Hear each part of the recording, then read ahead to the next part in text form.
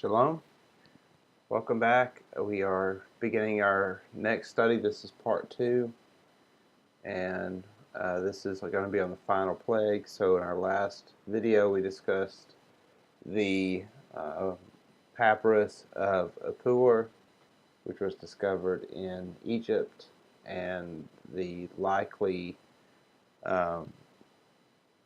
truth to the theory that it actually describes the plagues of the Exodus. As I stated in the last video, we're going to be drawing very heavily from Ages and Chaos, a book by Immanuel Velikovsky. In fact, this particular study is almost going to be word for word from his book. So we're going to look at this final plague, which of course took place the night before the Exodus. So according to the book of Exodus, the last night the Israelites were in Egypt was a night in which death struck instantly and took victims from every Egyptian home. The death of so many in a single night, even at the same hour of midnight, cannot be explained by a pestilence, which would not strike in many places at the same moment and would last more than a single hour. The story of the last plague does seem like a myth. It is stranger in the sequence of the other plague. It is a stranger in the sequence of the other plagues, which can be explained as natural phenomena.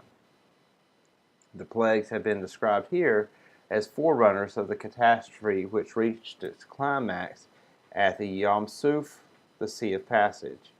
The phenomenon in the desert were the subsequent spasms of the earth's crust.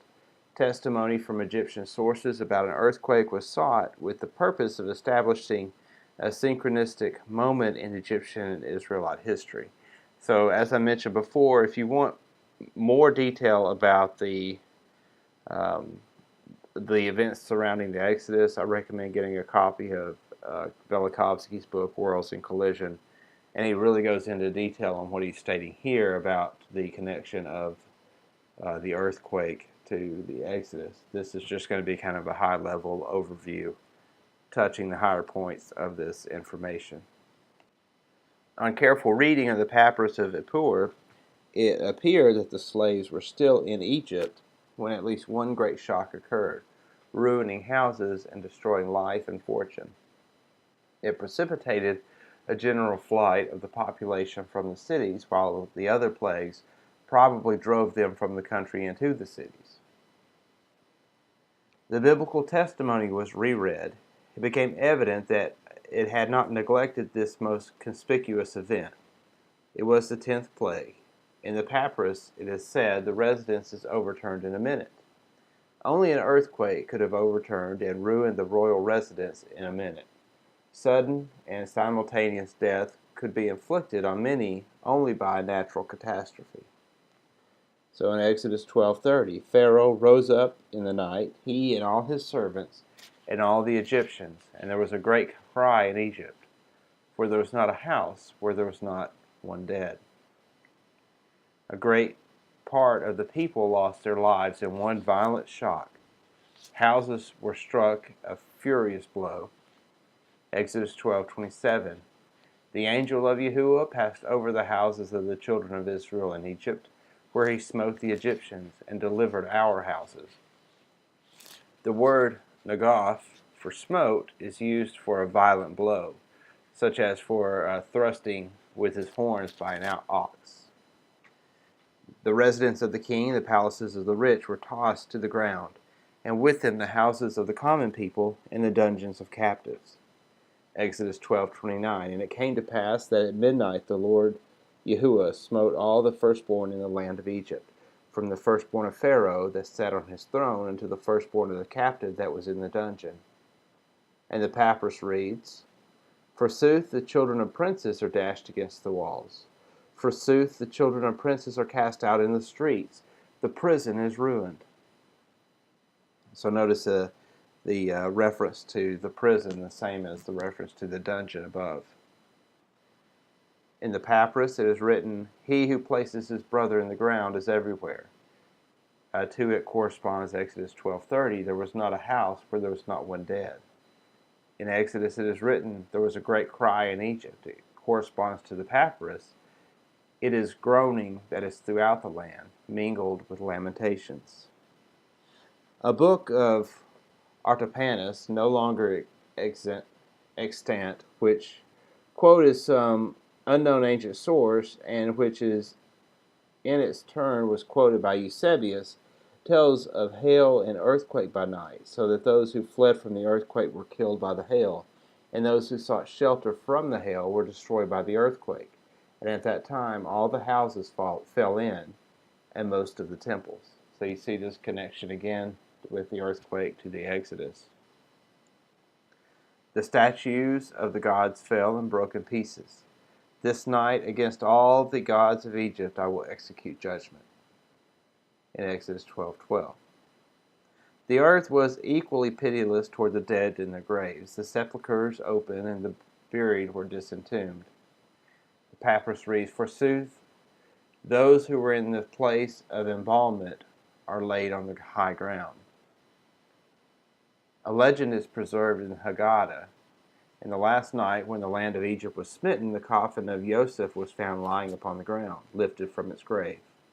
Similar effects of powerful earthquakes have occasionally been observed in modern times.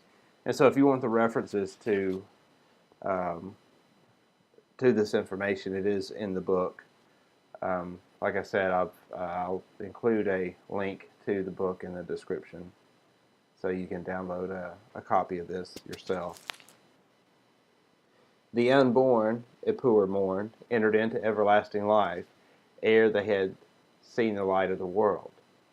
In the Midrash Rabbah on Exodus it is written, even pregnant women about to give birth miscarried, and then themselves died, because the destroyer stalked abroad and destroyed all he found. The biblical story of the last plague has a distinctly supernatural quality, in that all the firstborn, and only the firstborn, were killed on the night of the plagues. Now, an earthquake that destroys only the firstborn is inconceivable. Either the story of the last plague in its canonized form is a fiction, or it conceals a corruption of the text. Before proclaiming the whole strange tale and interpolated later, it would be wiser to inquire whether or not the incredible part alone is corrupted. It may be that the firstborn stands for some other word. So in Isaiah 43:16 it says, "Thus says Yeshua, which makes a way in the sea and a path in the mighty waters. I give waters to the wilderness and rivers in the desert to give drink to my people, my chosen." In the book of Exodus, it is said that Moses was commanded, "And thou shalt say unto Pharaoh, Thus says Yeshua, Israel is my son, even my firstborn. And if thou refuse to let him go, behold, I will slay thy son, even thy firstborn." So there's a parallel here being drawn between Israel being the firstborn and the firstborn dying in Egypt. The chosen are here called firstborn. If Israel was the firstborn, revenge was to be taken against Egypt by the death of his firstborn. But if Israel was the chosen, then revenge was to be taken against Egypt by the death of his chosen. So when it says Israel is my chosen, the Hebrew word there is Bechori, or Bechori. The word for firstborn is Bechori. It's extremely similar. It's just the guttural sound for firstborn is a little bit softer, I think, than the one for Israel. So it's basically almost the same word. It's just the difference between probably a het and a kof, I would think, would be the only difference in the Hebrew word letters. It is the first root which was supposed to determine the relation between Elohim and his people. Therefore, at midnight, Yahuwah smote all the firstborn in the land of Egypt. Must be read all the select of Egypt, as one would say all the flower of Egypt, or all the strength of Egypt. Israel is my chosen, I shall let fall all the chosen of Egypt. Natural death would usually choose the weak, the sick, the old, but the earthquake is different. The walls fall upon the strong and the weak alike. Actually, the Midrashim say that as many as 9/10 of the inhabitants perished. So, And in Worlds in Collision, Velikovsky points out that the chosen or the wealthy people would have lived in houses made of brick, much heavier houses, whereas he references that some sources that say that the Israelites or the slaves themselves in Egypt lived in mud huts. So if you can imagine, even if a mud hut did fall, it would be a lot less likely to kill the inhabitants. And I believe that Velikovsky even finds some instances where earthquakes would strike an area where the people lived in mud huts and it wouldn't destroy their houses. But obviously, if they lived in houses of brick or stone, they were much more likely to collapse on the inhabitants. So maybe that would have been the reason that the chosen, which of course would be the wealthy or the rich people of Egypt, why they all died was because they lived in these houses which were very susceptible to earthquakes and would be much more likely to kill the inhabitants. But like I said, I mean, the Worlds in Collision was a complete book that was just about the Exodus. However, in this book, the Exodus is just a section of it. So I recommend if you want more information, get the Worlds in Collision book.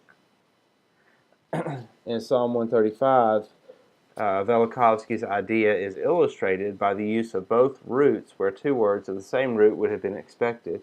It says, "For Yahuwah has chosen Jacob unto himself, and Israel for his peculiar treasure, who smote the firstborn of Egypt." So it appears that these words were meant to be the same word, like he was drawing a parallel between the chosen of Yaakov and the chosen of Egypt. In Psalm 78, the history of the Exodus is told once more. It says, how he had wrought his signs in Egypt, and smote all the firstborn in Egypt, but made his own people to go forth, yet they tempted and provoked the Most High Elohim. The wrath of Elohim came upon them, and slew the fattest of them, and smote down the chosen of Israel. So then here again you see this parallel being drawn between the firstborn and the chosen.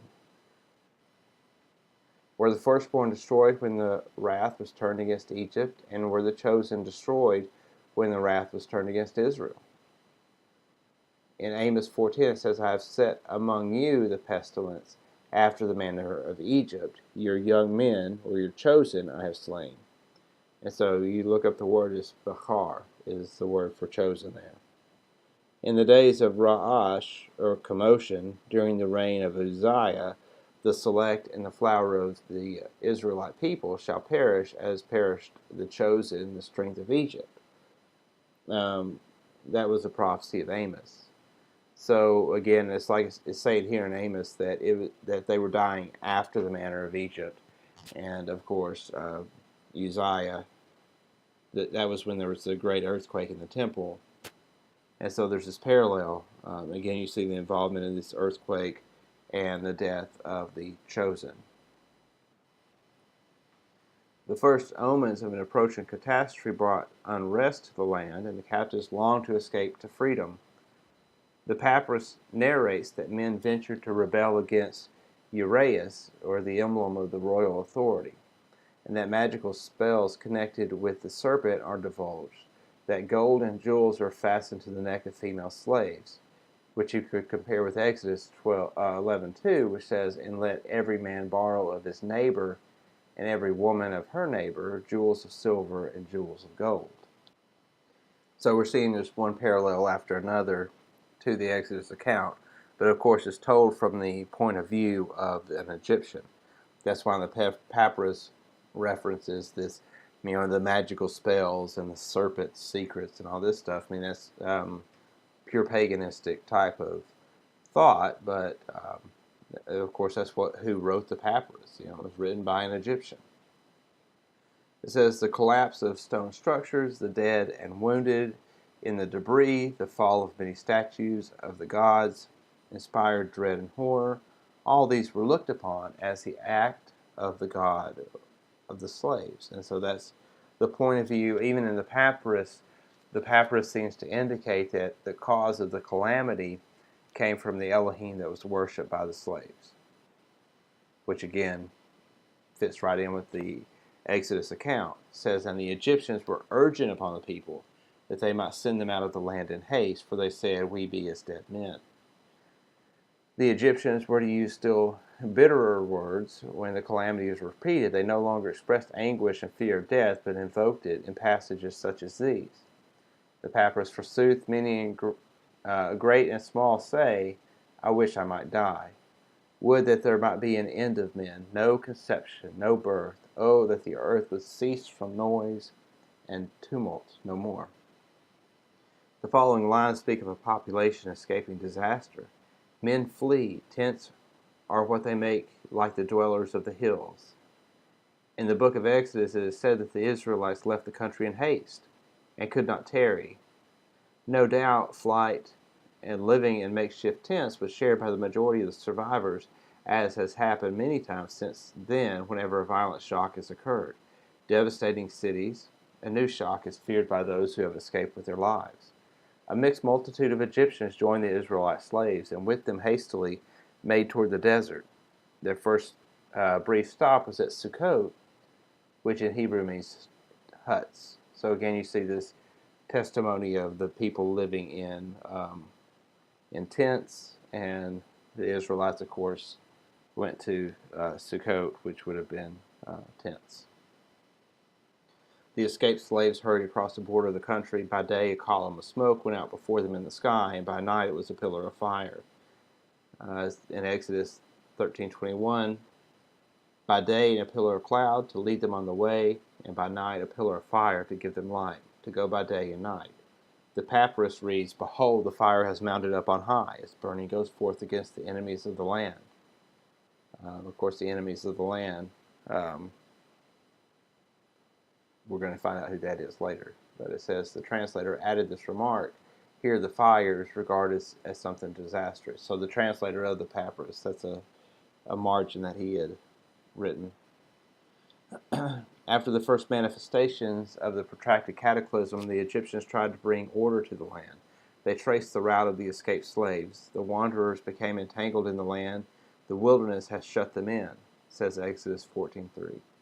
They turned to the sea. They stood at Pi-hahiroth. The Egyptians pursued after them. The Egyptians marched after them. A hurricane blew all night, and the sea fled. In a great avalanche of water, the sea returned to his strength, and the Egyptians fled against it.